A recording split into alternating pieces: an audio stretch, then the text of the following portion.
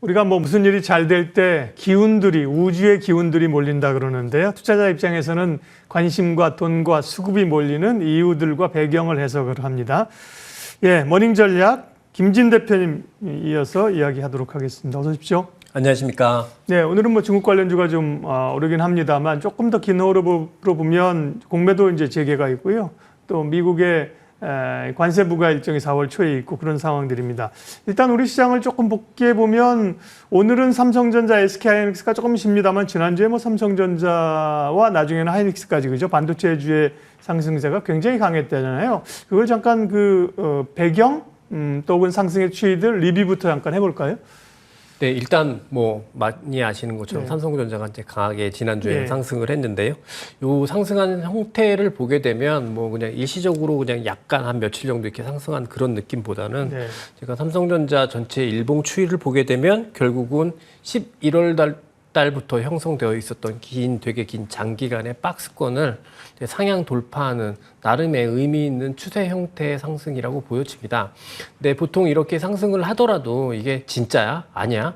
좀 이제 신뢰도를 좀 부여를 해야 되잖아요. 근데 뭐 정확한 방법이 있는 건 아닙니다만 그래도 박스권 상단을 돌파할 때 누적 거래량이 조금 수반이 되게 되면 약간은 더 신뢰가 있는 상승이라고 생각을 할 수 있을 텐데 네. 최근에 삼성전자가 지난주에 박스권을 상향 돌파할 때 누적 거래량을 보게 되면 나름의 신뢰도를 좀 가져볼 수 있는 그런 상승이라고 생각을 합니다. 근데 글로벌하게 이제 전체적으로 반도체가 그렇게 좋지는 않거든요. 근데 그런 상황에서 삼성전자가 왜 오를까라고 네. 보면 우선 삼성전자가 독특하게 오르려면 이제 뭐 엔비디아의 HBM 납품 뭐 이런 이야기가 있어야 할 텐데 그런 이야기가 있어 보이는 것 같지는 않고요. 결국은 기존에 있었던 D램, 낸드 이런 것들이 생각보다는 나쁘지 않고 조금은 개선될 것 같고 안정을 보일 것 같고 소위 말하는 삼성전자 입장에서 생각을 해보면 캐시카우라고 할 수 있는 사업부에서 상대적으로 안정, 회복 이런 흐름들이 나타나면서 삼성전자의 주가가 상승하고 있는 게 아닌가 생각을 합니다. 그렇다면 현재 시점에서는 삼성전자를 바라볼 때 뭔가 의미 있는 성장을 예상할 수 있는 성장주의 관점이라기보다는 그냥 가지고 있는 레가시형에서 그래도 어찌됐든 삼성전자는 최대 캐파의 기업이니까 그쪽에 개선들이 나타나면서 일종의 가치주 성격의 상승이 회복 형태로 전개되고 있는 것 같다라고 말씀드릴 수 있을 것 같습니다. 네. 가치주 성격이라 하면 기업의 펀더멘탈들은 그 정도까지 주가가 떨어질 요인들은 아니었는데, 그죠? 그걸 반영하면서 많이 떨어졌던 주가를 좀 올려오는 그런. 그러니까 이제 글로벌의 방향성이 중요한데, 말씀하신 것처럼 미국의 반도체나 전반적으로 좋은 건 아니고, 특별히 마이크론 같은 경우는 실적 발표하면서 올랐다가, 시간에선가요? 급락을 해버렸더라고요. 마이크론은 실적이 어땠길래요? 네. 네, 말씀하신 것처럼 마이크론 테크놀로지가 실적 발표를 하고 시간 내에서는 한 2, 3% 오르다가 네. 한 4%까지 오르고 시작을 했다가 줄줄줄 밀리더니 정작 본장에서는 이제 마이너스 8%까지 하락을 했는데요. 이게 이제 특별하게 이야기되고 있는 요인으로 생각을 해보면 다음 분기 마이크론 테크놀로지의 경상이익률이라고 하죠. GP 마진이 조금은 더 둔화될 수 있을 것 같다라는 우려 때문이라고 합니다. 근데 이 경상이익률이 더 둔화되는 이유가 뭘까? 현지에서 이야기되고 있는 거는 낸드 쪽의 산업이 여전히 안정적이지 않다. 낸드 쪽이 좀 더 불안하다. 이런 이유 때문이라고 하는데요. 그럼 이렇게만 딱 놓고 생각을 하면 지난주에 삼성전자가 올랐던 배경하고 완전히 반대되는 해석을 미국 시장에서는 한 것처럼 보여지거든요. 근데 그럼에도 저는 개인적으로 마이크론 테크놀로지의 주가 하락이 삼성전자한테 크게 영향을 주지는 않을 것 같다는 생각을 하고 있어요. 근데 이 이유는 뭐냐면 아직 뭐 공식화된 이야기는 아닙니다만 여의도에 너무 그러니까 많이 퍼져 있는 이제 중국 관련한 루머 때문으로 생각을 하는데요. 딥식 이후에 중국에서 이제 그 AI 반도체, 특히 AI 가속기 반도체를 개발하려는 흐름이 더 강해지고 있다고 합니다. 실제로 중국 같은 경우는 AI 반도체, AI 가속기 반도체를 가지고 있는데요. 이게 화웨이하고 알리바바가 개발한 반도체가 있는데 이게 엔비디아의 H20급 정도의 성능을 가지고 있다고 합니다. 네. 근데 이 엔비디아의 H20급 정도의 성능이라고 하면 이건 HBM을 필요로 하지는 않거든요. 그냥 메모리로도 충당이 된다고 하는데 일단 중국에서도 이 정도 수준의 AI 가속기 반도체를 가지고 있는 상황이고 그리고 중국 정부에서도 AI 굴기라고 해서 AI 쪽을 더 투자하고 독려하고 있는 상황이기 때문에 더 많은 기업들이 이 AI 반도체, AI 가속기 반도체 개발을 진행하고 있는 것 같아요. 특히나 지금 중국 정부 같은 경우에는 이 AI 반도체를 개발하는 기업들한테 보조금을 지급하고 있거든요.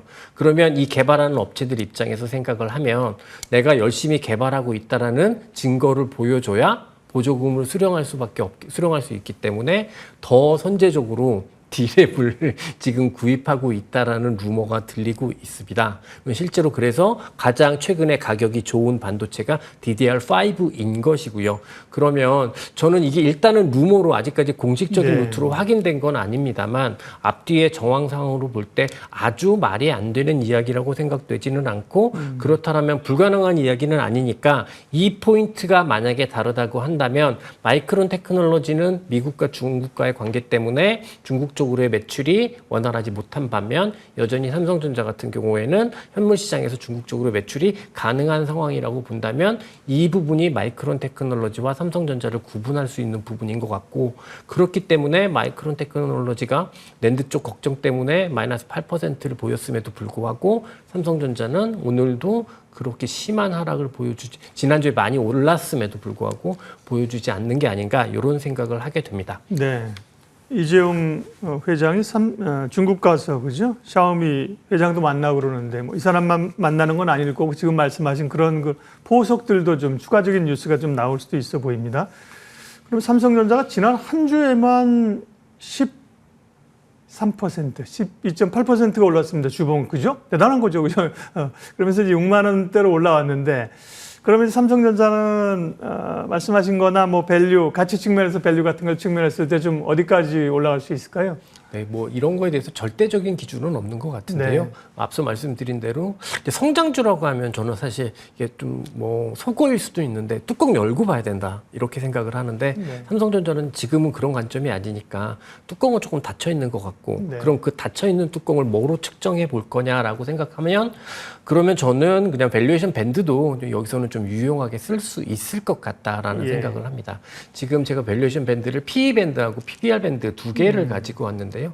저는 보통 이런 가치주의 밸류에이션 모멘텀으로 밸류에이션 트레이딩을 한다고 한다면 PB를 봐야죠, 그죠? 네, PE보다는 PB를 봐야 된다고 생각을 해요. 왜냐하면 PE는 실제로 이제 어닝에 따라서 너무 저 밴드 자체가 많이 변하거든요. 근데 PB는 적자만 안 나면 안정적으로 움직이니까 PB를 기준으로 봐야 될 것 같은데 오른쪽에 있는 저 PB 밴드를 보게 되면 삼성전자는 2016년부터 진행됐던 삼성전자의 PB 밴드를 하단을 이탈한 상황입니다.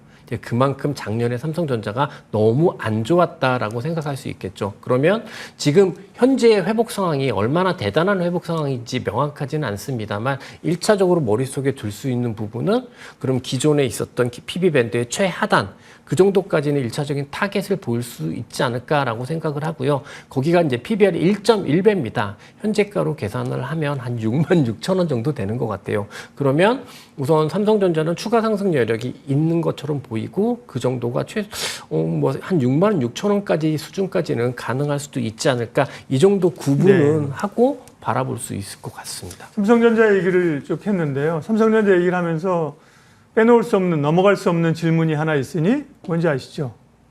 SK 하이닉스는 왜냐면 많은 분들이 물론 이제 지금 삼성전자는 어떤 반도체 업황의 대표이기도 하고 시장의 대표 성격으로 얘기한 거예요. 그러나 이제 반도체를 보는 분들은 삼성전자, 하이닉스. 그러면 이번에 삼성전자과 하이닉스는 소행과 뭐 이런 좀 생각이 있으실 것 같아서 짧게라도.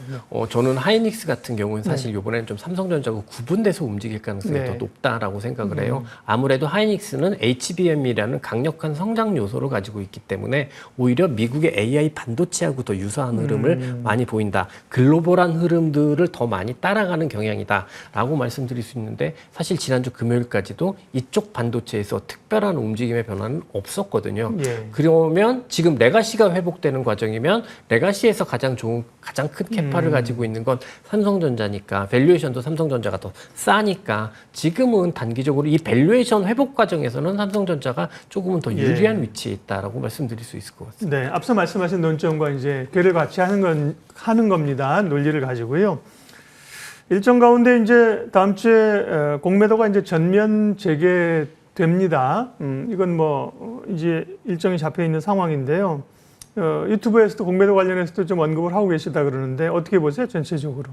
일단 뭐 공매도 관련해서는 제가 조금 조심스럽습니다만 저보다 공매도를 더 많이 해본 사람이 있을까? 실제 현업에 계실 때, 네. 프랍에 계실 때. 예, 프랍 트레이더 혹은 헤지펀드 매니저 이 사람들이 이제 공매도를 주로 이제 플레이의 원천으로 삼는 사람들이기 때문에 공매도 하시는 분들은 시장에서 이렇게 좀 안 좋아하는데 그죠? 예, 왜 네. 그러셨어요? 예, 조심스럽습니다. 근데 예. 반대로 얘기를 하면 예. 누구보다 제가 제일 잘 말씀을 드릴 수 예. 있는 거겠죠. 실제로 그렇죠. 맞아요. 해봤으니까. 안 해본 사람들이 이야기하는 거하고 해본 사람이 음. 이야기하는 건 되게 많이 다르지 않겠습니까? 그래서 오늘 제 소제목이 뭐냐면 공매도 어디까지 해봤니? 뭐 이건데요. 네. 일단 공매도에 관한 기본적인 좀 오해를 좀 풀어드리고 싶어요. 이번부터는 이제 개인들한테도 공매도의 가능성이 네. 생기는 거니까. 근데 그냥 쉽게들 공매도 하면 매수하고 똑같이 생각을 하시는 것 같아요. 근데 우리나라 가만 보면 주가가 오르는 날보다 빠지는 날이 더 많으니까 매도를 해서 막 수익을 내야지. 이렇게 이제 아주 심플하게 접근을 하시는 것 같은데 이 매수하고 매도는 기본적으로 굉장히 다릅니다. 무슨 말씀이냐면 매수는 기대 이익이 무한대거든요. 그리고 내가 최대한 얻을 수 있는 손실이 받을 수 있는 손실이 100%입니다. 그렇죠. 원금이 다 네. 날라가는. 근데 공매도 매도 포지션은 최대 기대 이익이 100%고요.